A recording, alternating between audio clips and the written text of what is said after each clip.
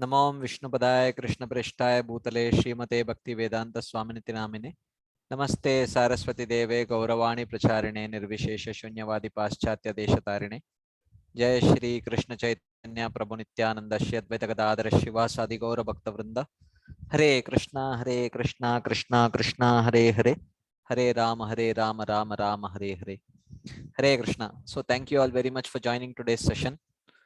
So I think it's vacation time, like I think many are probably traveling or visiting relatives. So yeah, maybe there'll be less participation today, but maybe hopefully they'll get to hear the recording.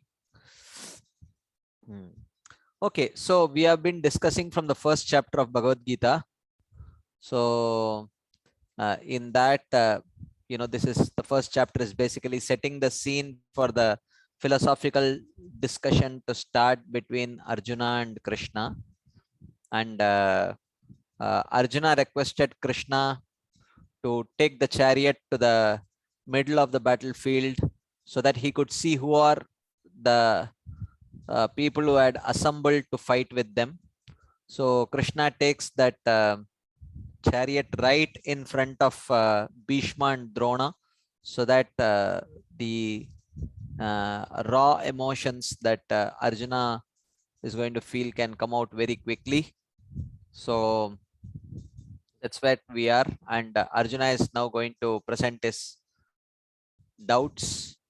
So the first, we had seen many of these verses. I will just quickly go over them, the various reasons that Arjuna gives for not wanting to fight on the battlefield of Kurukshetra.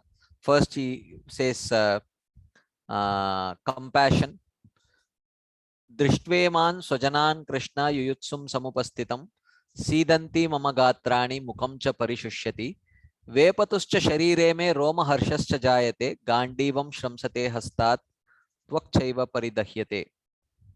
So he mentions that basically Arjuna is presenting that just looking at this, the people who have assembled here to fight with me, practically all symptoms of intense emotions are manifesting in my body.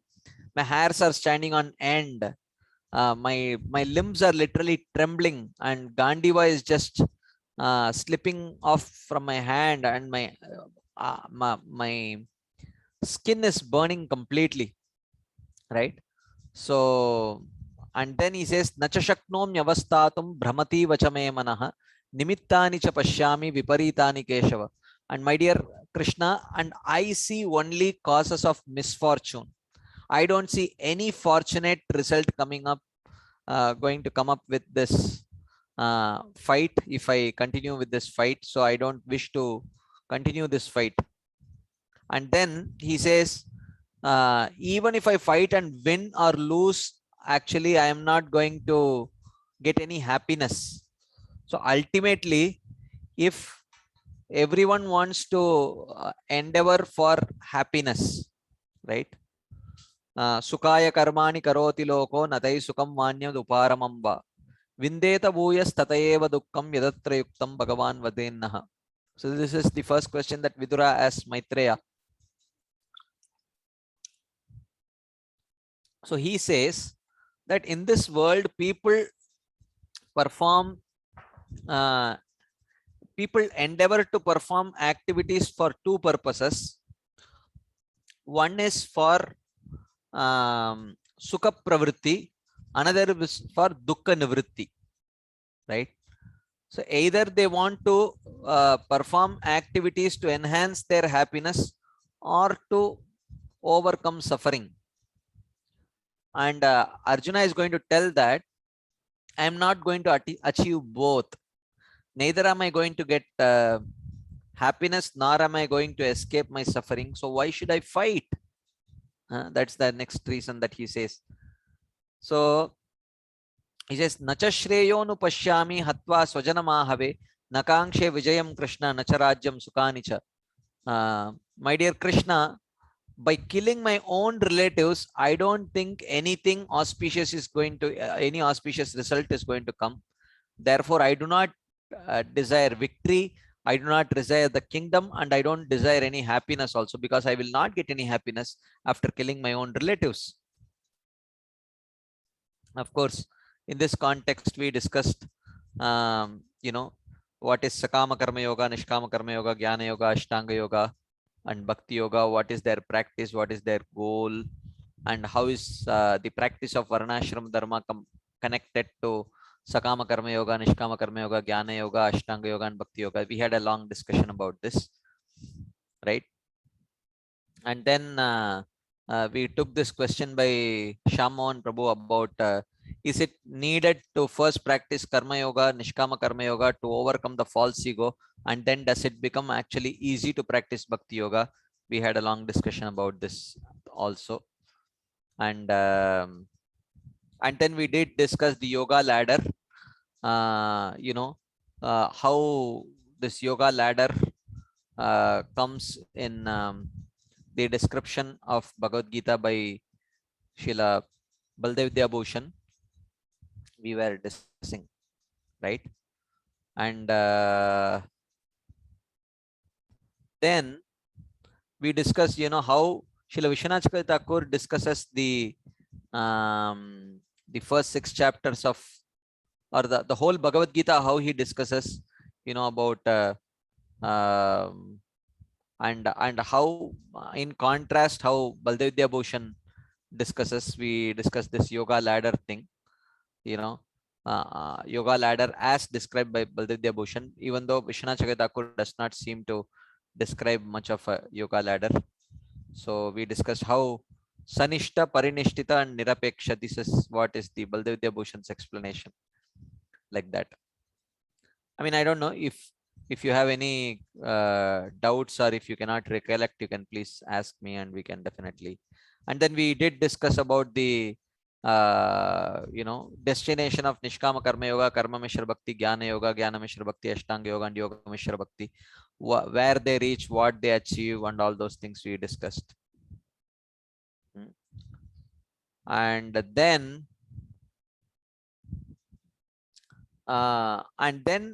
Arjuna continues 32 to 35. Kimno Rajyena Govinda Kim Bhogair Jivitena va Yesham Arte Kankshitam no Rajyam Bhoga Sukanicha Taime Avastita Yuddhe Pranam Stektva Dananicha Acharya Pitara Putras Tadaiva cha Pitamaha Matula Shvashura Pautraha Shala Sambandinastata Etan Nahantu Michami Gnatopi Madhusudana Api Trailokya Rajyasya Hetoho Kimnu Mahikrite Nihatya Dhartarashtram Naha Apriti Syat Janardana. So Arjuna is telling, my dear Krishna, Kimno Rajyena, what is the use of this kingdom? Kim Bhogair, what is the use of this enjoyment? Jivitenava, what is the use of even living? Yesham Arte Kankshitam no Rajyam Bhoga Sukanicha. When those people for whom we are trying to attain the Rajya, kingdom, enjoyment, and happiness, these teachers, fathers, sons, and all these relatives, they themselves are standing on the battlefield. So if, what should I value more? Should I value kingdom, enjoyment, and happiness more than the joy of living with my own loving relatives? What kind of happiness am I going to get by this, Krishna? Eta na hantumichami. Therefore, I do not desire to kill them. Gnatopi. Even if they may want to kill me, I don't want to kill them. Api Trailokya Rajyasya Hetoho. Even if in return, actually in return to this big, for fighting this big battlefield, I will get only the kingdom of Hastinapur. But even if you give me the sovereignty over Bhuloka, Bhuvarloka, and Swargaloka, still I am not willing to fight against my own relatives. Okay. So because I am not going to get any happiness by fighting and killing these people, my own relatives. So this is the second reason that he gives, that I will not get any happiness. The third reason is fear of sin. He says, Papameva Shredasmad हत्वैतान् हाततायिन तस्मान् नार्हा वयं हन्तुं दार्तराष्ट्रान् स्वबान्धवान् स्वजनं हि कथं हत्वा सुखिनः स्याम Madhav. So he says that etan atatayinah atva hasman papameva ashrayet. Actually, Krishna may say, look, you are calling them your relatives, but in reality they are aggressors. And the Artha Shastra says that the aggressors, you know, who is an arsonist who puts fire to your residence, or one who gives poison, one who attacks with weapon, one who is a thief, one who steals your property, and the stealer of one's own wife. Vashishta Smriti, which is an Artha Shastra, which says that these aggressors should be killed, right? And Manusmriti says, without consideration, one should kill the aggressors, as there is no fault in killing them. But Dharma Shastra, which is supposed to be higher than Artha Shastra, it says that Smrityor Virode Nyayastu Balavan Vyavaharatah Artha Shastrat tu Balavan Dharma Shastram iti stitihi. The Yagyavalkya Smriti says, when there is a difference between the Artha Shastra and the Dharma Shastra is always stronger than the statements of Artha Shastra. So therefore, if there is a contradiction between the Artha Shastra and Dharma Shastra, the statement of Dharma Shastra should be accepted. So this is what Arjuna is arguing here. My dear Krishna, you are asking me to kill them because they are aggressors, but that statement is according to Artha Shastra. But Dharma Shastra says that that even aggressors should not be killed. Therefore, if I kill them, I will get sins, and if I get sin, then I will have to suffer. I might as well suffer dying on the battlefield, being killed by them, than to kill them and incur sin. So therefore, I will not kill the sons of Dhritarashtra. And how can I live happily having killed my own relatives, because I will be accruing sinful reactions. So this is a good argument that Arjuna has presented based on a higher Shastra, Dharma Shastra. Then we saw the fourth reason that he presents is the destruction of family traditions. The family traditions will be destroyed if I kill them. That's what he says. So he says, Yadyapyetena pashyanti lobopahata chetasa kulakshaya kritam dosham mitra drohe cha patakam katam na gyeyam asmabhihi papadasman nivartitum kulakshaya kritam dosham prapashyadbir janardana. He says, Yadyapi ete, even if they,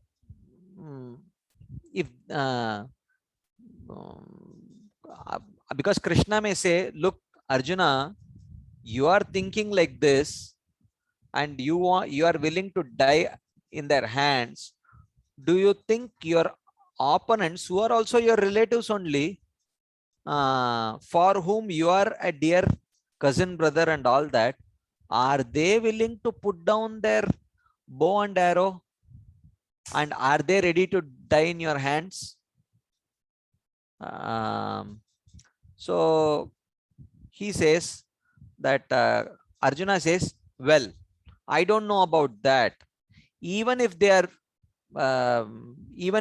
overcome by greed, and if they want to kill me, I don't mind, he says. I don't really mind. Let them come and kill me.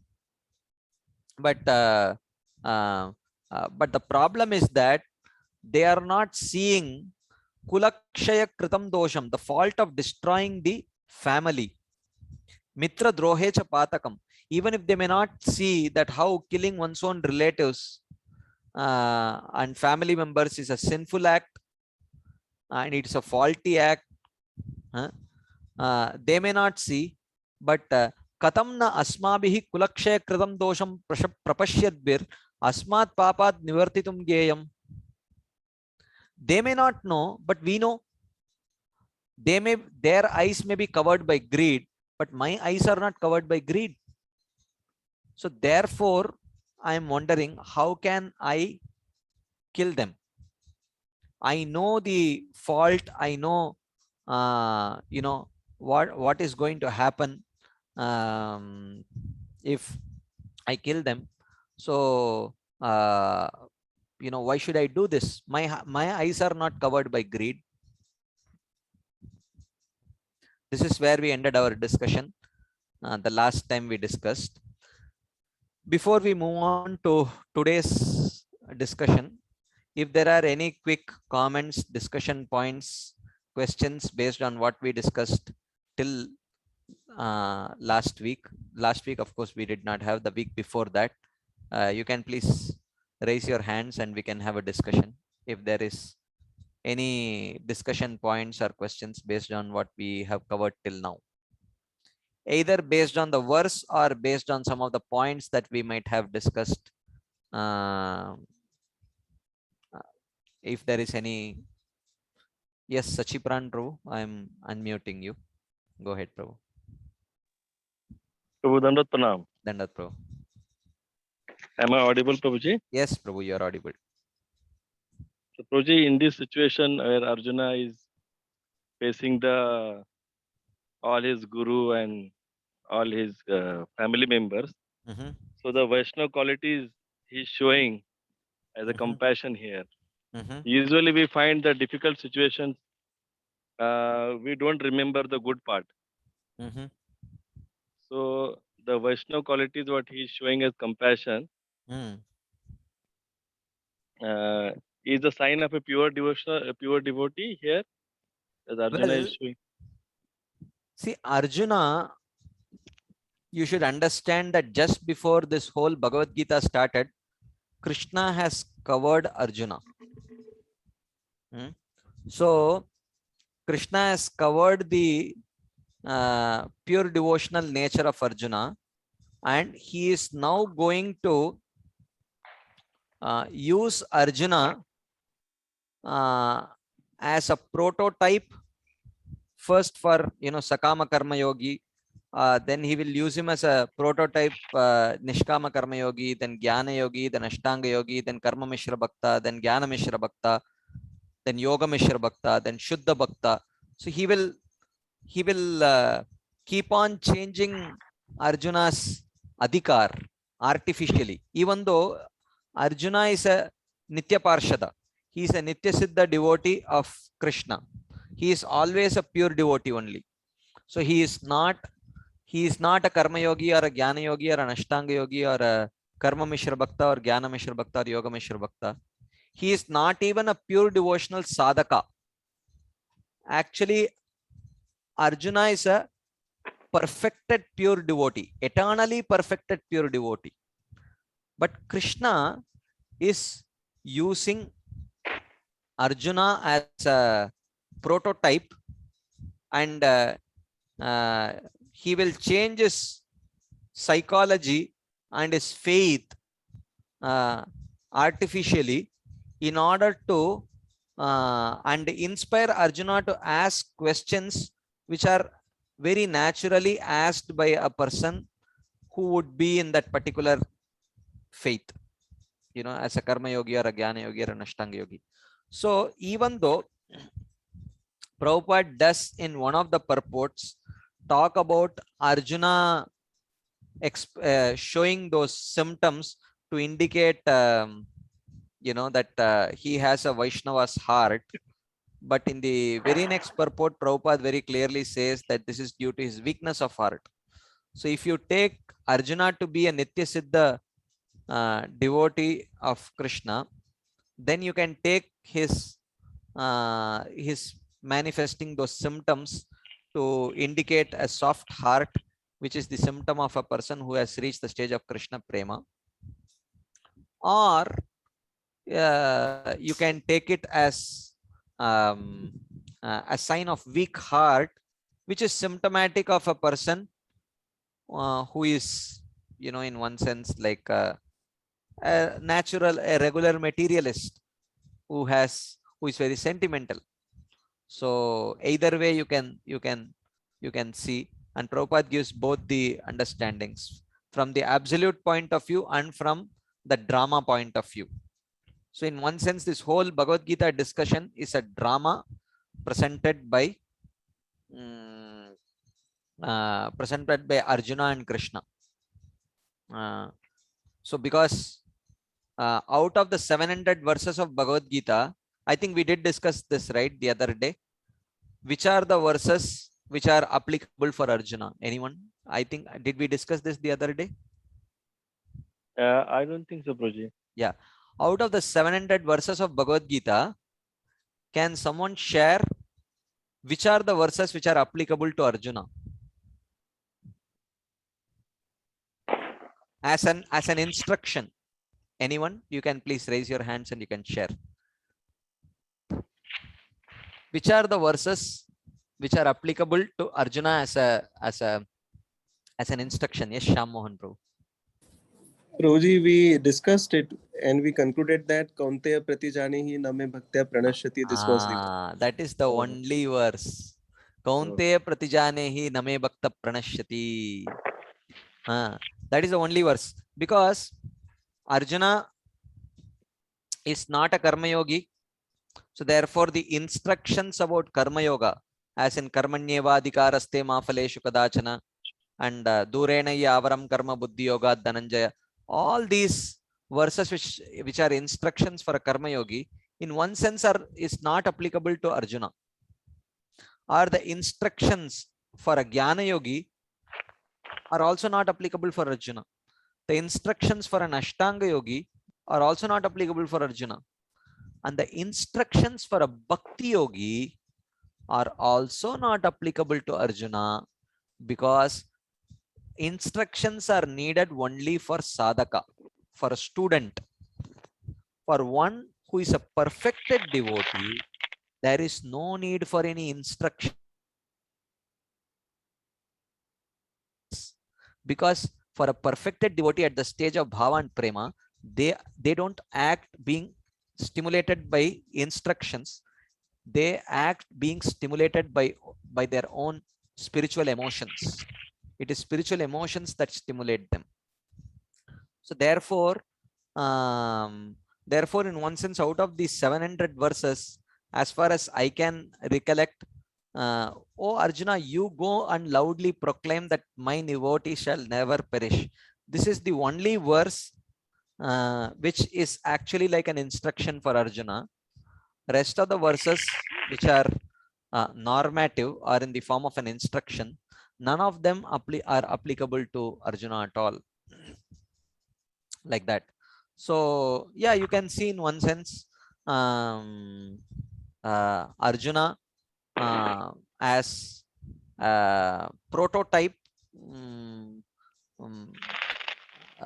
just like a magician will bring his own chela and do all sorts of magic. Like that, Krishna has brought his own, you know, chela, like who is Arjuna, and he is making him into a Sakama Karma Yogi. And chalo abhi Sakama Karma Yogi kya kya questions puchta hai, pucho, and then uska he gives an answer.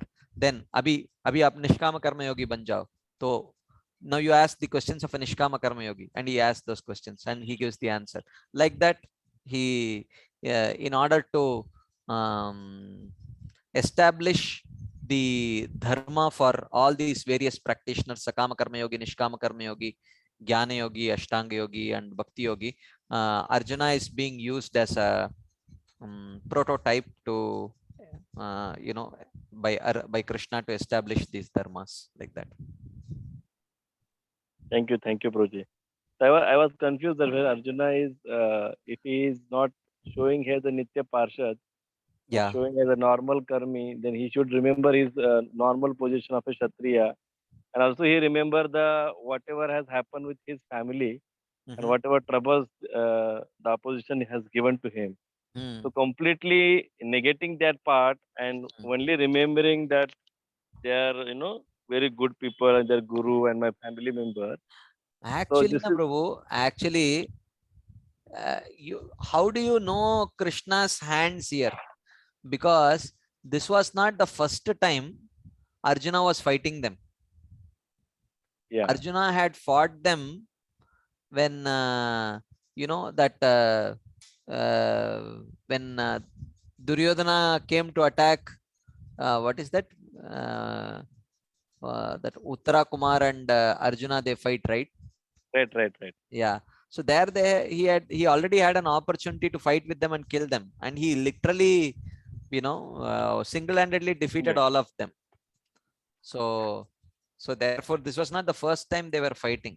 So this was very clearly Krishna's, Orchestra. orchestrated by Krishna. Yeah. Even Arjuna was in one sense like not aware what was going through, because he was covered by this curtain of Yogamaya. So he himself was not aware what exactly was what was happening actually. Thank you so much. Hare Krishna. Any other quick comments, discussion points, questions before we move ahead to the next part? Anyone? Okay. So I think we will then continue further.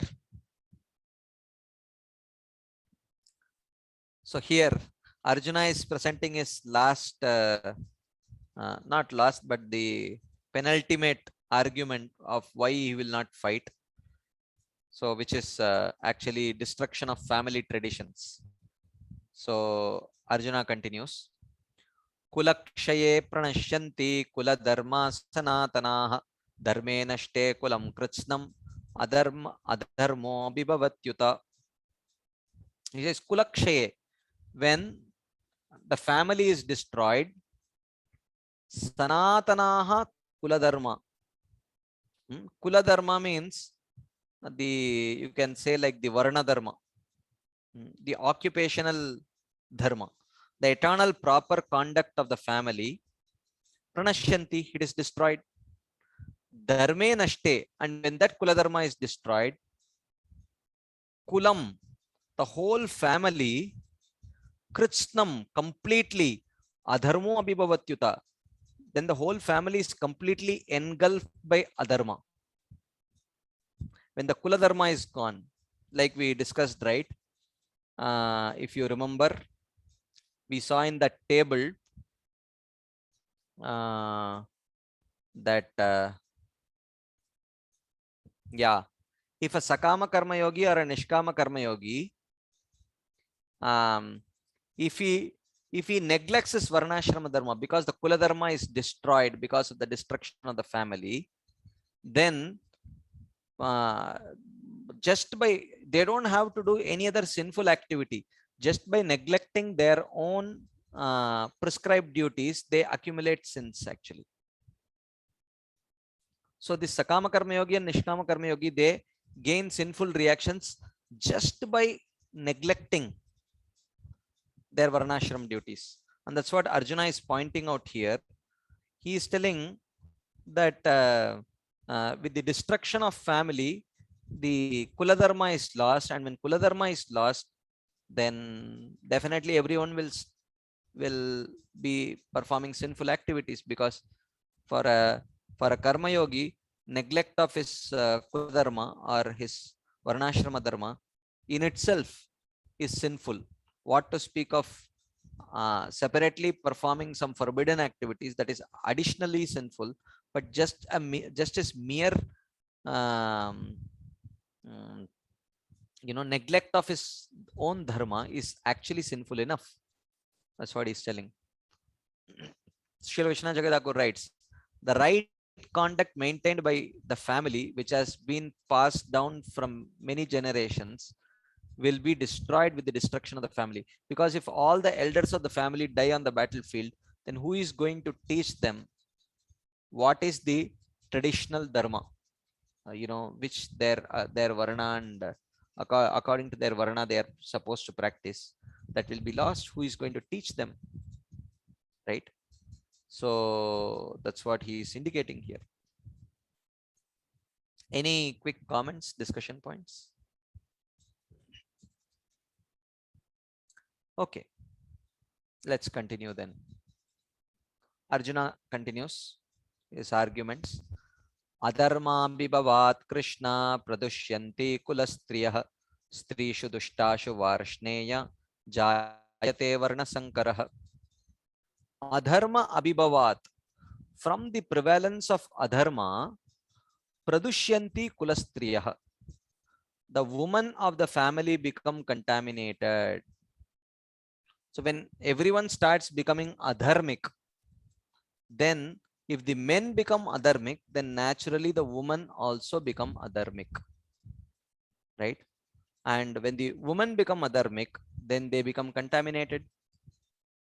Strishu dushtashu, and if the woman become contaminated, O Varshneya, O O descendant of Vrishni, Jayate Varna Shankara. So then Varna Sankaras are born. So Varna Sankaras are actually very sinful in one sense, sinful birth, where women become adulterous and illegitimate children will be born, and such illegitimate children will not be proper Kshatriyas. So therefore it's going to be chaos. So why should I fight? I mean, Arjuna is speaking as if he has never fought on a battlefield. In any battlefield, someone has to die, and their kula will be gone, and their kula dharma will be gone. I mean, whatever he is arguing, even if it is true, the whole Kshatriya dharma, Kshatriyas have been existing since time immemorial. They have always fought, always someone has died. So this is nothing new. Here Arjuna is speaking as if the battlefield of Kurukshetra is the first ever battle that was ever fought on planet Earth. It's not like that. So this kind of thoughts and confusion and is all due to Arjuna being covered by this curtain of Yogamaya by Krishna, like that. So that's what he says. When adharma is prevalent, the woman of the family will become spoiled by becoming adulterous. So why should I be the cause of that? This is Arjuna's argument. Any quick comments, discussion points? Yes, Sachi Prabhu. Suji, why Arjuna is specifically calling Krishna as Vrashneya? Any specific reason? As Varshneya. Varshneya. Yeah. So he says that your, I think Baldev Bhushan talks about it. He's because your dynasty was not destroyed in this way, therefore Varna Sankaras did not appear in your dynasty, and still the Vrishni dynasty has flourished, and without any Varna Sankara it is there. But if your dynasty had been destroyed in this way, and if the women of your lineage were had become spoiled, then there will be only Varna Sankara, and I will not be standing here and hearing your instructions. So that's what I think that's why he is calling him Varshneya. Okay, thank you. Okay, anything else? Okay, then he continues. Sankaro narakayaiva kulagnanam kulasya cha patanti pitaro hyesham luptapindodaka kriya. So he says that kulasya sankaraha, mixed caste in the family, sankaro narakayaiva kulagnanam kulasya cha. So mixed caste in the family, kulagnanam narakaya eva, brings hell for those who have destroyed their family members. Now you see the argument of Arjuna. He says, if I kill the family members of the Kauravas, and because of my killing the family members of Kauravas, if the Kula Dharma gets destroyed, and if the Kaurava woman gets spoiled, and as a result of that, if Varna Sankara take birth in the Kaurava clan, then I will go to hell. Now, this seems like a very strange reason. I mean, if this kind of a reason is given, think about it. Which Kshatriya will fight?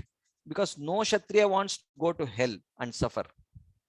And if you fight on the battlefield, either you die or the opponent dies.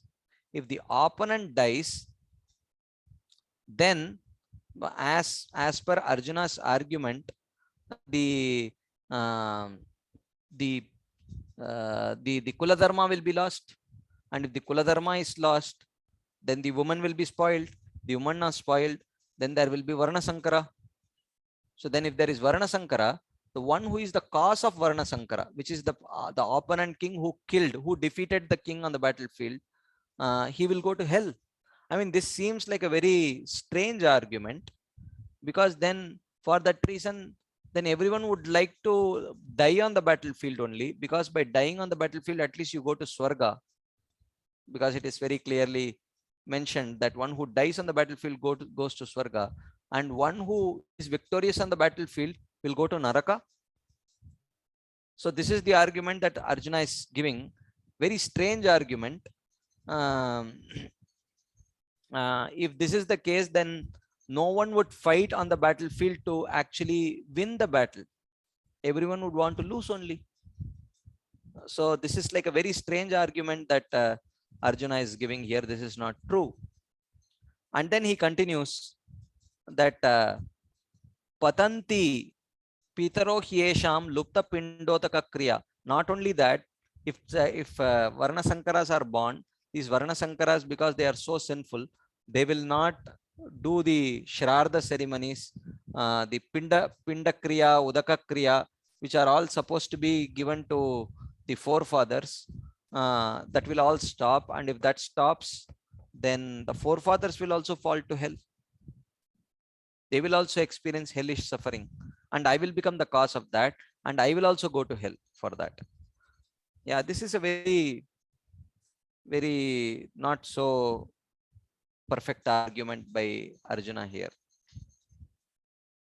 Any quick comments, discussion points? Okay. Sachi Pran Prabhu, and after that Shyam Mohan Prabhu. Prabhuji, we can clearly see in the Kali Yuga that this is already in what Arjuna is talking about. Maybe it is 5,000 years before, but we can see today's perspective that there is a mixed caste, Brahmins married to Muslims, and then there is no, there is no culture is followed here in the mixed caste families. So we can observe in today's scenario exactly. Everyone is Shudra, whatever. So there is no culture, Varna Shankara, everything we can see in today's perspective. Correct. So correct. what Arjuna is saying here, we can visualize in today's Kali Yuga. Well, in one sense, this is true, but the way Arjuna is presenting is that whoever goes to the battlefield, fighting a battle itself will create generations of Varna Sankara. Is not a very valid argument. It's not a very valid argument actually. Then practically no one would fight any battle, because anyone fights a battle, then there will be death, and there will be akshonis and akshonis of death. And Arjuna has been fighting so many such battles. He had killed so many people himself. All of a sudden, why is he feeling like this? So yeah, that's what I feel. Thank you, Prabhuji. Yeah. Shaman, did you raise your hands? Would you like to ask? Prabhuji wanted to know that whatever Arjuna had feared, that the trees will be, the women will become polluted, there will be Varna Sankara. So did all of that actually happen historically after the Kurukshetra war? I don't think so. I'm not very sure about it because I don't know, Prabhu, historically whether it did happen or not. I'm not very sure. Yeah. Because this was a world war of a very large scale. Maybe Hey, previous there were wars. bigger wars, Prabhu. This is not like even what. No, Devasura Sangram is the biggest war, perhaps. Which one, But Prabhu? then Devasura Sangram, Uh-huh. that was perhaps the biggest. Uh-huh. Devasura. But then after that, such world wars may not have happened, according to my best estimate. I'm not Well, sure. no, even when Jayadratha was what Jarasandha was attacking, I think there were like many more Akshohini Senas that were destroyed by Krishna and Balram compared to what happened in the battlefield of Kurukshetra. 11 Akshahonis he would bring every time, I think. But how many Akshohinis died on the battlefield of Kurukshetra? I mean, and 17 times he attacked, Yeah. right? Yes. 17 times he attacked, 17 times 11 Akshohinis. So, which is like 187 Akshohinis, something like that, right? So 187 Akshohinis, and on the battlefield of Kurukshetra, it was how many? I think 11 and 7, right? I'm not sure, Prabhuji. Yeah, 11 Akshohinis on the Kaurava side and 7 Akshohinis on Pandava side. So it was just 11 plus 7, right? Someone is sharing. Yeah, around 18 Akshohinis only. And where is 18 Akshohinis? Where is 187 Akshohinis? 10 times more, skilled there. So, I mean, I don't think this was like such a big battle in one sense. Acha. Okay. Yeah. Okay. Sachipran Prabhu. Prabhu, just a humble thought. This because Kali Purusha, when Parishit Maharaj want to punish Kali, and he was giving the 4 areas, to stay. That time, Kali Purusha arguing with Parishit Maharaj. That time, there is no place like this where this is happening. So till Parishit Maharaj is there, after like he's an Arjuna's like a descendant of the same family. So after the war, then Parishit Maharaj was maintaining the culture. Yeah. Such a powerful personality was exist that even he can restrict the Kali Yuga to appear. Correct. So I don't think so that after that war this thing has happened. Yeah, probably. Yeah, you're right. Yeah, that's a very valid point. So yeah, I probably not, because still Parikshit Maharaj was there. Kali Purusha could not enter. Yeah. And Loknath Prabhu says that Jarasandha would bring 22 Akshohinis. So that's then 20 times. 20 times more was killed actually. So 22 Akshohinis every time. And in battlefield of Kurukshetra, only 18 Akshohinis actually. So yeah, anyway. Okay. If there are no further discussion points, we will continue. Then Arjuna continues his arguments. He says, Doshairetaikulagnaanam varna sankarakarakai utsadyante jati dharmaha kula dharmascha shashvataha. So then he says that jati dharma and kula dharma cha shashvataha, both the caste and family rules, right? So the caste rule is varna dharma. Okay, and then there would be particular family rules also, certain which not just the Kshatriya, but even within Kshatriyas, the particular the particular families may have some particular rituals according for their Kula Devata and things like that. Utsadyante, they will also be destroyed. Why?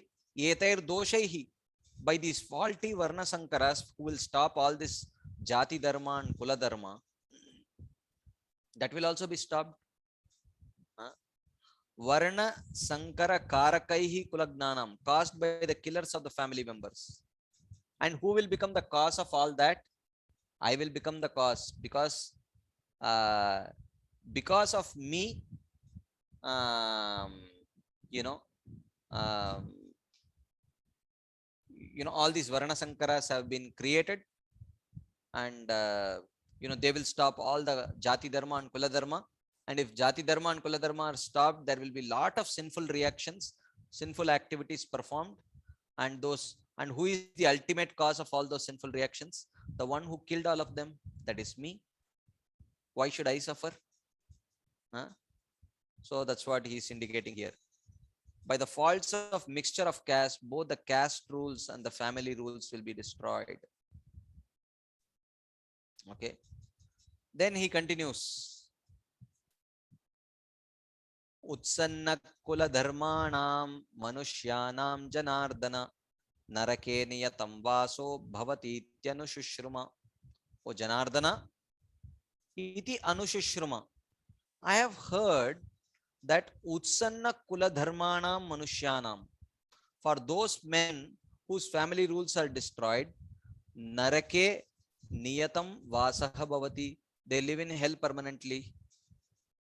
So I will be the cause of not only the forefathers, but all the family members also will go and reside in hell. So, and I will be the sole cause of so many people residing in hell. Well, I mean, yeah, I mean, I'm not very sure, because in that case, literally, he is painting a very ghastly picture, indicating that wars or even dharmic wars will lead to many people going to hell. I mean, this sounds very strange to me, actually. This is definitely, Arjuna is overcome with emotions. Sometimes when people are overcome with extreme emotions, then they don't speak very logically. Either it may be very extreme joy, or extreme terror, or extreme anxiety, or extreme distress. Any of these extreme excitement, people don't speak very logically. People tend to speak very illogically, and one should not take it very seriously also. So Arjuna is painting a very ghastly picture about wars, that literally says that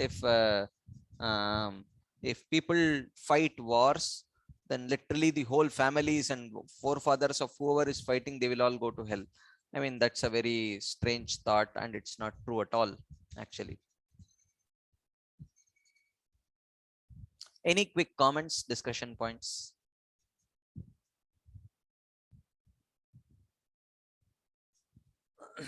Okay, let's continue then.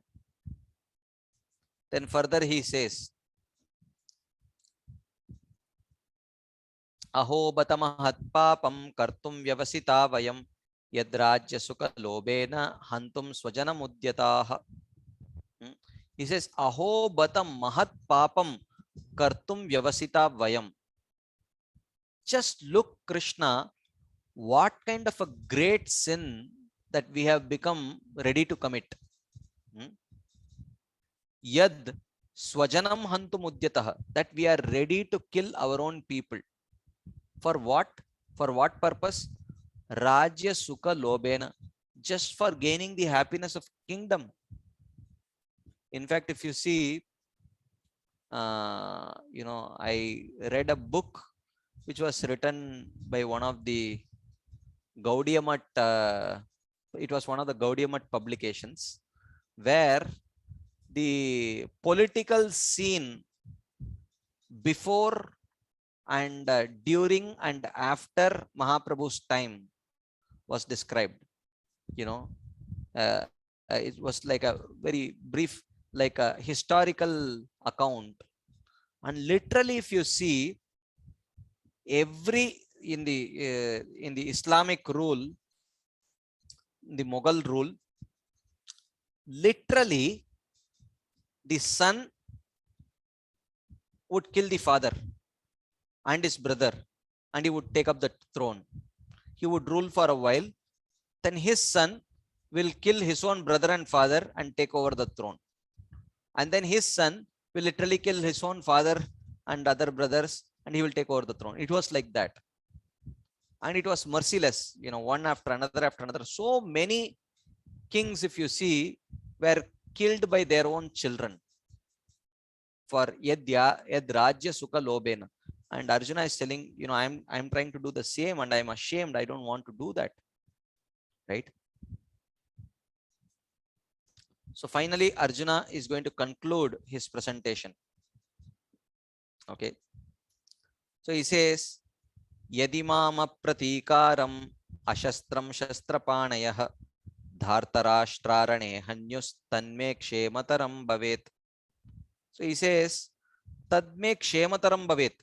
You know what, Krishna? I think it is better for me yadi if Dhartarashtra, the sons of Dhritarashtra, Shastrapanayah, holding weapons in their hands, Mam Rane Hanyuhu, if they kill me on the battlefield, Ashastram, and I will not hold any weapons, if they kill me without any weapons, Apratikaram, without opposition, then Tadme Kshemataram Bhavet. I think this is better.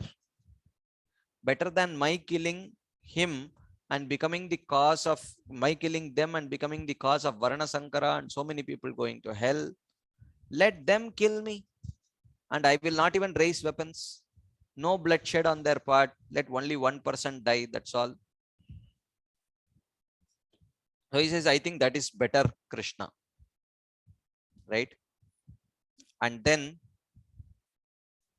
Sanjaya says, Sanjaya Uvacha Eva Muktvarjuna Sanke Ratopasta Upavishat Visrajya Sasharam Chapam Shoka Samvigna Manasaha. Eva Muktva, speaking in this way, Arjuna Visrajya Sasharam Chapam. Chapa means bow, Shara is arrow, Sasharam Chapam. He gave up his Gandiva bow and his arrows. Shoka Samvigna Manasa. Manasa mind. Shoka lamentation, Samvigna disturbed. With his mind disturbed by lamentation, Rata Upasta Upavishat. He sat down on his chariot, Sankhe, right in the middle of the battlefield. Right in the middle of the battlefield, amidst all the soldiers, Arjuna literally put his bow and arrow down and sat down with his mind completely disturbed with lamentation. Right? So, this is where the first chapter ends. Any quick comments, questions, discussion points before we move on to the second chapter? You can just think about it. We have discussed a lot of things in the first chapter. Just take 1 minute time. I'll give you 60 minutes, 60 seconds time to just think if there are any quick final discussion points. In the meantime, I'll just drink some water and come. Just give me 1 minute time, and you can just think about it and raise your hands if there are any quick questions, comments.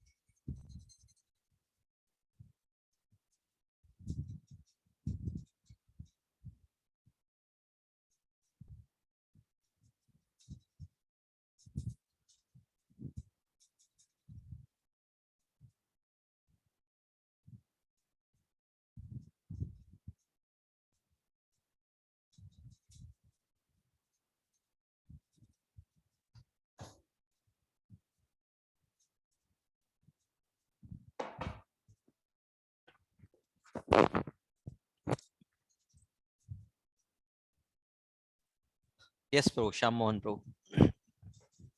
Prabhuji, I'm sorry, I may sound very silly, No, no. but I just wanted to ask, were these all talking like when Krishna was in Braj, he was naturally talking Braj Bhasha. That was his language. And then when these cousins were talking amongst themselves, the Pandavas and Krishna, so would they be talking in Sanskrit amongst themselves, or they would be talking in the local dialect, whatever was the local dialect? And whether these discussions between Arjuna and Krishna in the form of Bhagavad Gita have come really in Sanskrit, or they talk their local dialect, and then though the Shastras are apaurushaya, I understand and accept that, but still then they were made into Sanskrit shloka, something like this, even though they may have spoken in the local dialect. Well, I think probably their local language was also Sanskrit only. This is my guess. Again, I don't know for sure, but yeah, I mean, for us, it's very hard to imagine that the local dialect could have been Sanskrit, but in those days, it's quite possible that it was Sanskrit only. And Sachipran Prabhu has something to add. Yes, Sachipran Prabhu. No, Prabhuji, when the same questions I asked to Vishwarupa once, he says the local language was Sanskrit only. Yeah, They were talking in Sanskrit. Yeah, that's what I strongly feel, but still I don't know it for sure. I can still try to see if I can get an answer for this, but I think probably they were speaking in Sanskrit only. That's what I feel. The present Vrindavan language is not there that time when in Braj. That time the language was in Sanskrit. Today's language of in Braj is totally Boli Bhasha, and previously they were in Sanskrit. So yeah, maybe I'm not very sure about that. Quite possible. Maybe quite possible. Quite possible. Yeah. Okay, Loknath Prabhu. Yeah, Loknath Prabhu has asked a question.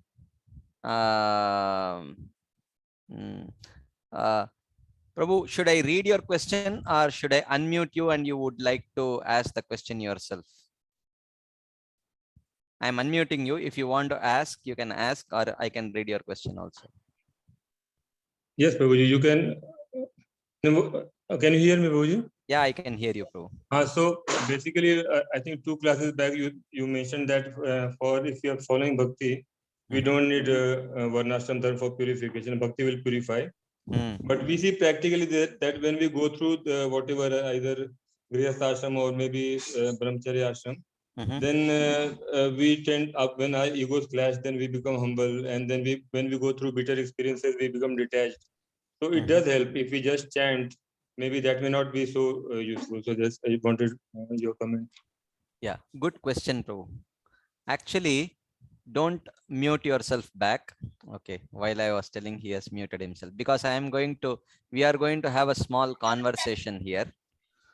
My question is, what is your understanding of Varnashram, Prabhu?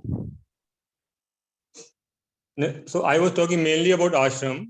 Varnas we are not following properly. Last time also you mentioned that Varnas we are not following, and we are not sure what is our Varn, but ashrams we are trying to follow something, at least partly. Yeah. So that staying in ashram does help. Yes, of course, staying in a particular ashram is not outside the purview of bhakti, but there may be a particular very specific ashrama dharma which we may not perfectly follow.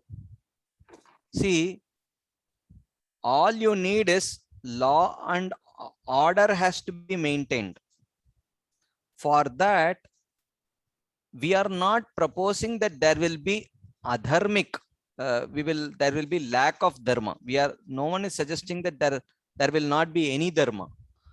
What is being suggested here is that for those who have faith in Bhagavad Dharma, they can follow Bhagavad Dharma. It's not that Bhagavad Dharma is without any rules and regulations. For example, where you may say that where in Bhagavad Dharma there are rules and regulations. I will tell you one thing. atyahara prayasascha prajalpo niyamagraha janasangascha laulyamcha shadbir bhaktir vinashyati. He says these 6 things destroy bhakti. So if one restrains following atyahara, prayasa, prajalpa, niyamagraha, janasanga and laulya, and follows utsahan, nischaya, dairya, tattat karma pravartanat, sangatyagat, satovritti. Satovritti means to follow the conduct of the great acharyas. And if one on top of that follows vacho vegam, manasa krodha vegam, jihva vegam, udaropastha vegam.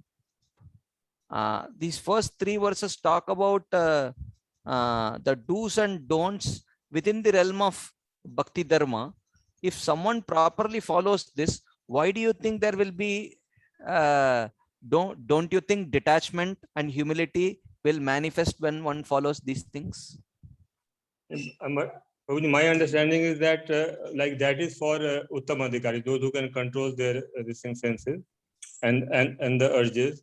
But for people like us who are very much like any other non-devotee, but just trying to follow some bhakti, so that staying in ashram does, No. I feel that just doesn't. I agree. Staying in an ashram, I mean, that is not outside the realm of bhakti, bro. Yeah, you can definitely stay in the ashram, but what are the particular ashrama dharma that we don't read from dharma shastras, right? Yes, Prabhuji, yeah. So that staying, whether grihetako, vanetako, sada hari bole dako, wherever you are, whether you are in grihastha ashram or brahmachari ashram, in one sense, in depending on whatever is our current situation, we try to follow this atyahara prayasascha. Is this atyahara prayasa avoiding them? Is it for an uttamadhikari or is it for a kanishthadhikari? No, that is for everyone. But you were talking about vacho vegam, manasa krodha vegam. Yeah, vacho vegam, manasa krodha vegam also. Yeah. To whatever, to the complete extent, only an uttamadhikari can follow. What you say is right. But attempt, all of us can do, right? Yes, Prabhuji. So when this attempt is made in what to whatever extent we can, will it not generate detachment and humility? Yeah, but association, basically humility comes from association. When our egos clash, if we are staying alone, then correct. Then that may not be correct, right? So that association is available. Devotees association is there. Yes, yes. Yeah. So in devotees association, you know, of course, it is not necessary. This is one not so perfect understanding actually. When egos clash, does it lead to humility? Repeatedly clashing, and then you will feel that I mean, it shouldn't happen. Then I think so. No. Actually, what is the opposite of humility? Arrogance. Arrogance, pride, right? So if egos do not,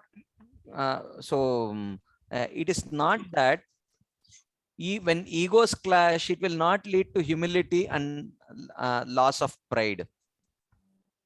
Actually, pride and arrogance is a product of Rajogun. And that when that arrogance becomes very extreme, insanity, then it is Tamogun. And humility is a product of Sattva-guna. So it is not by ego clashing. Sattva-guna is not a byproduct of ego clashing. Sattva-guna is a byproduct of subduing of Rajoguna and Tamoguna.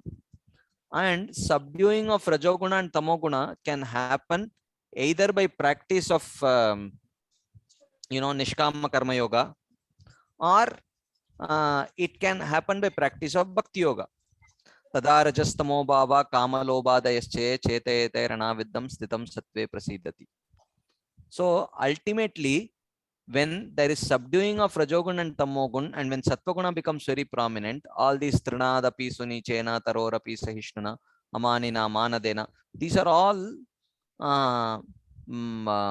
manifestations, qualities which manifest when during the practice of bhakti or due to the practice of bhakti, when there is a significant subduing of rajogun and tamogun and flourishing of sattvagun, which leads to steady practice of bhakti, which means this third verse of Shikshashtakam, Trinadapi Sunichana, indicates the stage of Nishta, where Rajogun, Tamogun is completely or predominantly subdued and Sattva-guna becomes very prominent.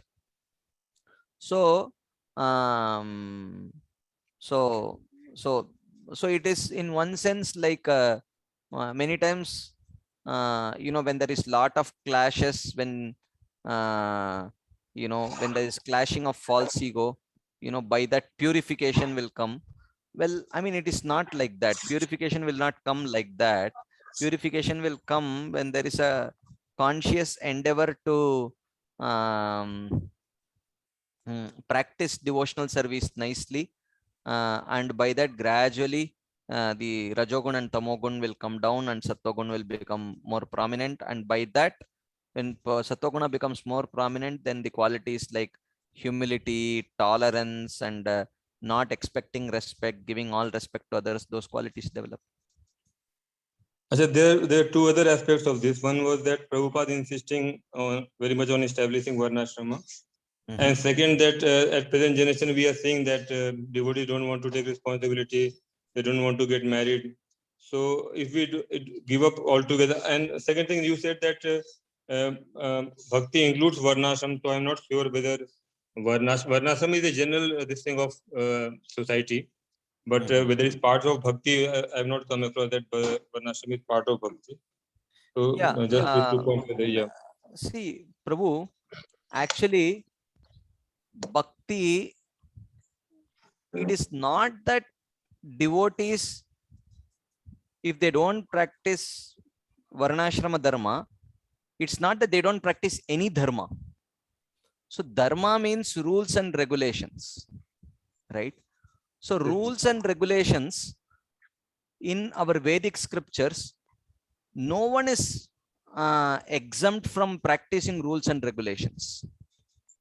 Everyone has to practice rules and regulations. But the rules and regulations will change according to a person's adhikar. No one in the within the Vedic realm is recommended to live an irresponsible life without following rules and regulations. But the rules and regulations will change. The books talking about the rules and regulations will change. Now, you are an ophthalmologist. There are certain basic rules and regulations that as an ophthalmologist that you need to follow, right? And someone else is like Mataji is there, she's a gynecologist. So Vrajrade Mataji. So so she has particular rules and regulations that she follows for her gynec practices, and she has particular books which she follow. So now I see that you are a doctor, she is a doctor. Let's say I don't know anything about super specialty, and I see that she's always reading that book, and she says, this is my Bible, this is my Bible. And I see that you are reading a different book and you follow slightly different practices. So I will say that, oh, you are not following dharma. No, how can I say that you are not following dharma? You are following your optal dharma based on, whatever optal dharma shastra that may be there. And she is following Gainak dharma based on whatever Gainak dharma shastra she has. So dharma is not one. Don't think that only those who are practicing varnashrama dharma are dharmic. Varnashrama dharma is just one type of dharma which is recommended for people with a particular adhikar. But people with a different adhikar, it's not that they are adharmic. They follow different kind of dharma which will also maintain the law and order. So it's not that devotees are need not get married. That is not true. So people have a very short-sighted, to use a optal term, they have a very myopic understanding of what is the scope of bhakti. Bhakti is not just Shravan Kirtan. Bhakti is lot more than that. Bhakti means anukulyasya sankalpo pratikulyasya varjanam. Not only Shravan Kirtan, but whatever is favorable for Shravanam and Kirtanam, that also has to be accepted. That falls within the category of bhakti. So therefore, if getting married for a particular person is favorable for his practice of bhakti, he will get married. But if to remain as a brahmachari is favorable for one's practicing bhakti, he will remain a brahmachari. If to perform his varna dharma is favorable for his bhakti, he will practice. If performing his varna dharma becomes unfavorable for his practice, if his guru's instruction for him is to do something else which may be different from his varna, and if a devotee does that, that is what is anukul for his bhakti. So the dharma changes. It's not that devotees don't follow dharma, but they follow dharma, but a different dharma, because according to their adhikar, the dharma changes, and the grantha also changes. So the devotees do not follow dharma shastras to follow their dharma, rather they follow bhakti shastras to follow their dharma. So devotees are not adharmic, they are not irresponsible, they are very much responsible, but their responsibility is not defined by the dharma shastras, their responsibility is defined by the bhakti shastras. Is that? Prabhu, your comment about Prabhupada insisting on establishing Varnashram? Okay, my comment about Prabhupada wanting to establish Varnashrama. Okay. That is 50% of his job, which is remaining. That is what he insisted. So he at least says Varnashram. Okay. Now we are going to read what Prabhupada has mentioned about Varnashrama. Because you brought out this point, I will just give me 1 minute. I will open a slide that I had prepared.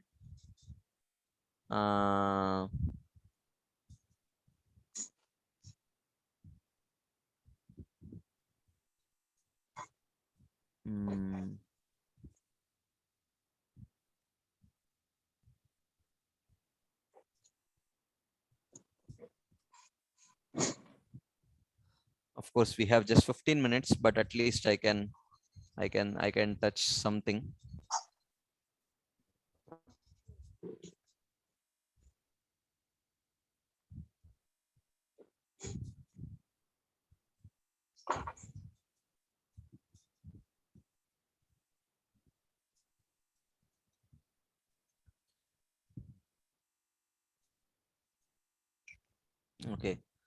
Okay.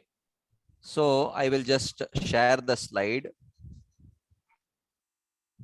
I'm not going to go over this full presentation. It's a very, very elaborate presentation.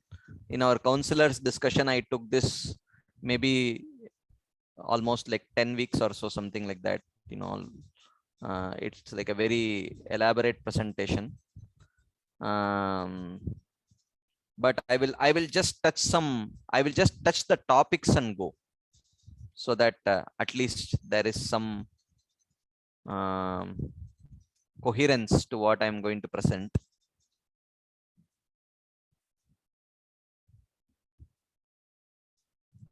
Of course, I think in Shyamohan Prabhu would have already heard this in the Rediscovering Vaidhi Bhakti. He must have heard this, but still I will quickly touch the topic. So first thing, I will explain that what Srila Rupa Goswami says in Bhakti Rasamrita Sindhu. Okay, Srila Rupa Goswami says in Bhakti Rasamrita Sindhu that I'm just going to read this verse. He says, Ananushthanato dosho bhakti anganam prajayate न कर्मणाम अकरणाद एष भक्ति अधिकारिणाम निषिद्ध आचरतो दैवात् प्रायश्चित्तं तु न उचितम् इति वैष्णव शास्त्राणां रहस्यं तद्विदां मतम्. So he says bhakti anganam ananushthanato doshah prajayate. So he says that a person qualified for bhakti is at fault for failing to perform all the important angas of bhakti. So if he does not perform the angas of bhakti, he is at fault. Na karmanam akaranat, but he is not at fault for failing to perform the duties of varna and ashrama. So this is very clearly mentioned by Srila Rupa Goswami. Daivat, if by chance, Nishiddha Acharato, if he happens to commit some sin, Prayaschittam tu na uchitam, there is no atonement prescribed for him, which means Karmakandi atonement. Karmakandi Prayaschitta karne ka jarurat nahi hai usko, right? Iti Vaishnava Shastranam Rahasyam Tadvidam Matam. This is the opinion of the those who understand the essence of Vaishnava Shastras. This is what he says. I am skipping a lot of things, but I am just going to touch the important aspects because. So then, what does it mean to not perform Varnashrama duties? This we need to understand. Is a devotee irresponsible or ungrateful? Because this was exactly what your question was. They will become irresponsible. So, and did Arjuna really follow the instruction of Sarvadharman Parityajya? Because Krishna said that, at the end of Bhagavad Gita, Krishna said, Sarvadharman Parityajya mamekam sharanam vraja aham tvam sarva papebhyo mokshayishyami. Oh Arjuna, give up all this dharma, including Varnashrama dharma, and I will protect you from all the sins. But after hearing all this, Arjuna did fight on the battlefield, right? Arjuna fought on the battlefield, and which means he did follow his Kshatriya dharma. At least it looks like, right? Which is to fight. And he did take care of his family, which means he did follow his ashrama dharma also. But if you see, did he really follow? Or was it a clarion call for a change of a paradigm? Did he actually follow, or did he actually follow a different paradigm? So if you see, Prabhupada always says that at the beginning of Bhagavad Gita, Arjuna did not want to fight on the battlefield of Kurukshetra, but after hearing from Krishna, he fought because Krishna wanted him to fight. Prabhupada is very consistent in writing this. Always. Prabhupada never says that initially Arjuna did not want to fight, but after hearing Bhagavad Gita, he fought because Arjuna was a Kshatriya. So he says that because Krishna wanted him to fight. For pleasing Krishna, he fought. Right?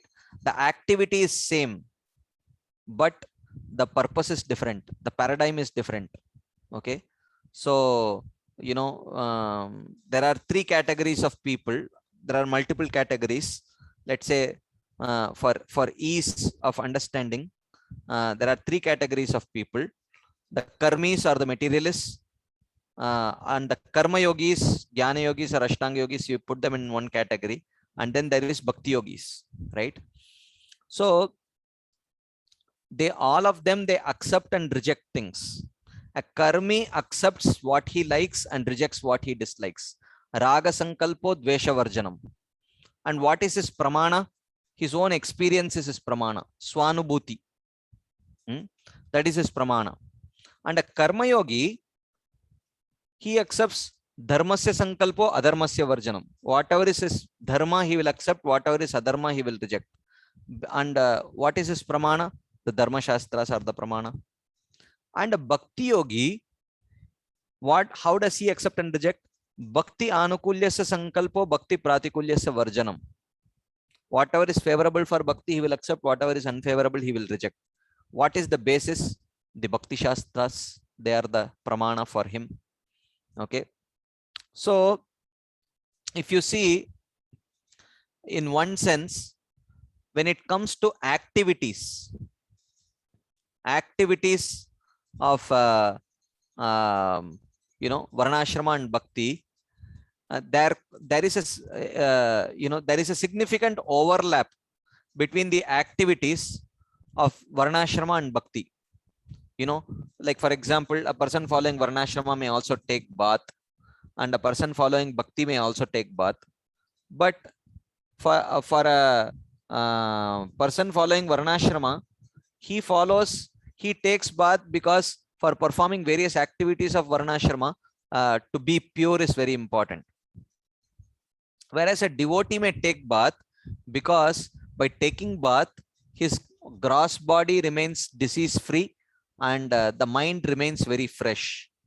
So when the gross body is disease free and the mind remains very fresh, then it is very favorable for practicing devotional service. So if one takes bath for practicing devotional service nicely, then even though taking bath is done by everyone, a materialist also takes bath, a dharmic person also takes bath, a devotee also takes bath, but the purpose is different. So it is the purpose which defines whether an activity is a devotional activity or a varnashram activity or a materialistic activity. Okay. And of course, I don't want to go too much deep into this. And we saw that what is the basis of varnashram system? The varnashram system basis is actually Vishnu worship. I won't go into the details. So therefore, whoever is worshipping Vishnu is within varnashram. And this varnashram, if you see, it has many components. Shuddha Bhakti is the middlemost. Then there is Karma Mishra Bhakti, Jnana Mishra Bhakti, Yoga Mishra Bhakti, Karma Yoga, Jnana Yoga, Ashtanga Yoga. All these practitioners worship Vishnu and they all fall within varnashram system. But according to Bhagavad Gita and Bhagavatam, if you see, even though they fall within varnashram system, actually, except for the Karma Yogi and the Karma Mishra Bhakta, others are not expected to perform varnashrama dharma. They are not adharmic, but they are not expected to perform varnashrama dharma. There is Jnana dharma, Yoga dharma, and Bhakti dharma. That is different. And they are not expected to practice varnashrama. And this is very clear from Bhagavad Gita. If you see, I have quoted many verses from Bhagavad Gita. Maybe some other time I will go through the verses, individual verses. We don't have time. So the reason why I am telling you this is, I could have directly spoken about what Prabhupada meant when he wanted to establish varnashram. Okay. Before trying to understand that, we should try to understand what our parampara's teachings are, what our acharyas have mentioned, what Bhagavad Gita says, what Bhagavatam says. When that is very clear, then you try to understand what Prabhupada says, because you cannot show Prabhupada to contradict our own parampara. If Prabhupada contradicts the teachings of our parampara, then what we should do? Lokanath Prabhu, I will unmute you. If Prabhupada contradicts the teachings of our parampara, then what we should do? Follow parampara. We follow parampara, right? Because our faith in Prabhupada, one of the main reasons why we follow Prabhupada is because he comes in an unbroken chain of bona fide parampara. So if Prabhupada is presenting something, we should have full faith that Prabhupada would never contradict the teachings of the parampara, right? So now Prabhupada so now our parampara, Bhagavad Gita and Bhagavatam are very clear. Okay. In this varnashram disc, a Shuddha Bhakta or a Jnana Mishra Bhakta or a Yoga Mishra Bhakta or a Jnana Yogi or an Ashtanga Yogi, none of them are expected to follow varnashram duties. This is very clear from Bhagavad Gita only. What to speak of Bhagavatam, right? Only a Karma Yogi and a Karma Mishra Bhakta, till their purification, is expected to practice varnashram duties, right?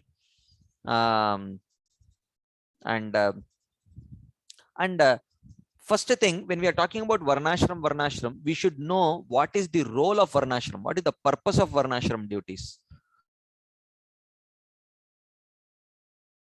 Okay, the purpose of Varnashram duties is purification of heart. You know, you can go over these verses. I have quoted these purports by Prabhupada, Vishnu Jagadakur, and Baldev Bhushan. Very clearly, they have mentioned that the purpose of practicing Varnashram duties is to purify the heart. Okay, a Jnana Yogi and Ashtanga Yogi, their heart is already pure, because that is a pre-qualification to practice either Jnana Yoga or Ashtanga Yoga. So because their heart is already pure, they need not practice Varnashram. But a Bhakti Yogi sadhaka, his heart is not pure. So, how would his heart be purified if he neglects Varnashram duties? The Shastras say, well, Bhakti itself has purificatory potency, right? That's why Rupa Goswami says, Kleshagni. This is the first benefit of Bhakti. Or as Chaitanya Mahaprabhu says, Cheto Darpana Marjanam Bhavamaha Davagni Nirvapanam. You know, the first benefit of chanting the holy name is that it cleanses the heart, right? So, and there are so many other proofs, you know, that I have quoted. I am going to skip all that. So Bhakti itself is capable of purifying the heart. One is not dependent on Varnashram duties. And then Rupa Goswami gives various proofs about how, for a person who is qualified for Bhakti, he need not practice Varnashrama duties. And just by Bhakti, his heart becomes purified and he progresses further. I'm not going to go over the proofs and the explanations. That's a very long thing. So, but at the end of it, now, Srila Prabhupada did say that 50% of his mission is establishing Varnashrama. How do we understand this? Okay. This is a very important thing, right? Because till now, whatever we have seen, we have not seen it in detail.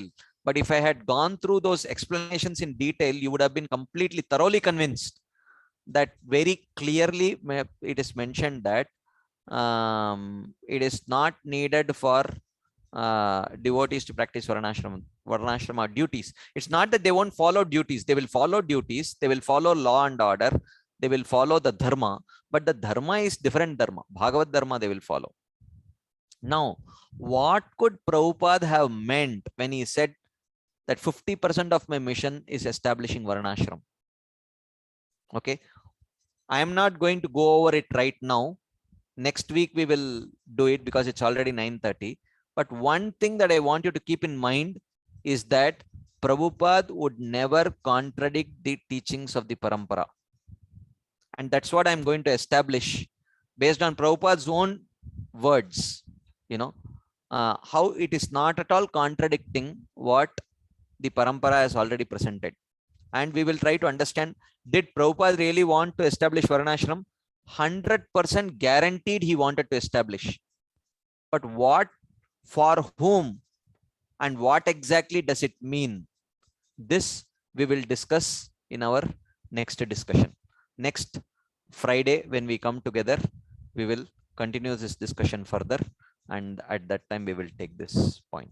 Is that okay, Prabhu? Loknath Prabhu? Yes, Prabhu, thank you. Thank you, Prabhu. So, if there is no further, I mean, if there is any further comments, discussion points, maybe one discussion point we can take, maybe one question, if there is any. If nothing, then we will end today. Okay, so thank you all very much for your patient listening and your enthusiastic participation. So wish you all a very happy Diwali and Govardhan Puja, and may you have a very pleasant weekend.